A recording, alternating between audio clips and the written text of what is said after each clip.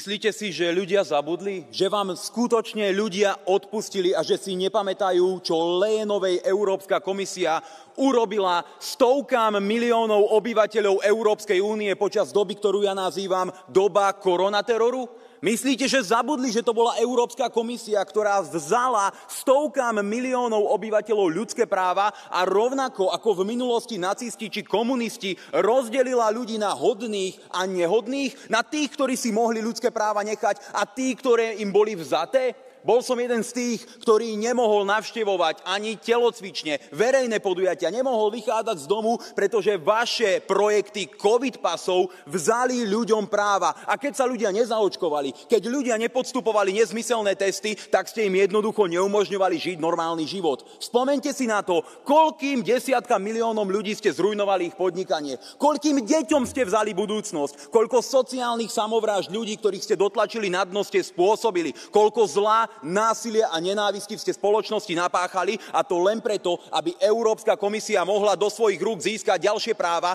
ďalšiu kontrolu nad životmi slobodných ľudí, obmedziť národné štáty a robiť si nechutný miliardový biznis cez SMS-ky prostredníctvom pani Leyenovej. Gigantický konflikt záujmov, ktorý v tomto pléne stále nebol vyšetrený, na ktorého vyšetrenie čakajú občania vo všetkých členských štátov, len vy kryjete zločinnosti tejto Európskej komisie. A potom, keď tu predstúpite a poviete, že vy chcete predchádzať chorobám, že vy chcete chrániť zdravie ľudí a hovoríte, že chcete podporovať napríklad fyzickú kondíciu, vy, tí istí ľudia, ktorí zakazovali ľuďom športovať, ktorí prikazovali ľudí trestať len preto, že chceli ísť cvičiť, športovať či behať niekde na verejnosť, kto vám má potom všetkom ešte veriť? Každý zmýšľajúci občan už vidí, že kedykoľvek, keď Európska komisia začne hovoriť o tom, že by mala získať ďalšiu kontrolu právomoci a možnosti preto, aby chránila ľudí, tak je v skutočnosti presný opak pravdou. V skutočnosti chcete kompetencie a možnosti preto, aby ste mohli opätovne robiť svoje biznisy, aby opätovne niektorí vyvolení mohli rozkrádať peniaze daňových poplatníkov, a chcete ďalšiu kontrolu a moc, aby ste ľuďom mohli vziať ich práva a uvrhnúť ich život do absolútnej totality, pretože to je skutočná podstata a charakter tejto komisie.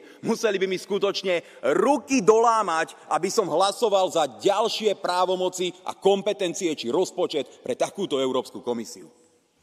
Čo ešte všetko ľuďom v Európe urobíte? Zaviedli ste Green Deal, ktorým ste predražili úplne všetko. Každú jednu vec v živote obyčajných tvrdopracujúcich ľudí. Predražili ste palivá, predražili ste energie, predražili ste vďaka novým daniam život obyčajných ľudí a teraz tu prídete a hovoríte o tom, že v Európe máme drahé potraviny? No samozrejme, že máme drahé potraviny, pretože okrem toho všetkého, čo ste vymysleli, ste zároveň byrokratickými nezmyslami zaťažili našich poľnohospodárov a producentov potravín tak veľmi, že nedokážu konkurovať konkurencii zo zahraničia a rovnako nedokážu vyrábať a zabezpečovať konzumentom svoje produkty za normálnu dostupnú cenu. A všetko je to vaša vina a vina tých zelených fanatikov, ktorí tu za toto všetko hlasujú. Zakázali ste dovoz lacných hnojív a predražili ste suroviny, ktoré potrebujeme na to, aby sme si vyrobili vlastné. Robíte všetko preto, aby ste konzumentov v Európskej únii, aby ste obyčajných ľudí poškodili, a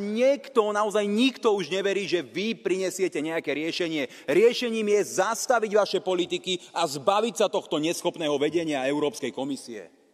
Ja som presvedčený o tom, že vy si už z ľudí normálne robíte srandu. Ako tu môžete predstúpiť po tom všetkom, čo ste Európe vykonali, potom ako ste ju zničili, potom ako ste vašimi nezmyselnými reguláciami dohnali náš priemysel do obrovskej a bezprecedentnej krízy, a povedať, že vy máte riešenie na podporu inovácií v Európskej únii? Neviem, či ste si to všimli, zrejme nie, ale nie toto plénum, ani Európska komisia v Európe inovácie neprináša. Vy nie ste autormi inovácií, vy ničíte inovácie, vy ničíte a šľapete po ľuďoch, ktorí inovácie skutočne prinášajú. Keby ste naozaj chceli podporiť inovácie, tak podporíte ľudí, ktorí sa v Európe snažia, a nebudete ich obmedzovať nezmyselným Green Dealom, šialenými emisnými normami, ktoré predražujú ľuďom život, zavádzať nové emisné dane a ľuďom stále hovoriť, že majú platiť viac a viac, aby si nejakí eurokomisári mohli žiť pohodlný život a žiť na úkor tvrdopracujúcich obyvateľov v našich členských štátov. Vy nepomáhate inováciám, vy ste prekážkou inovácií.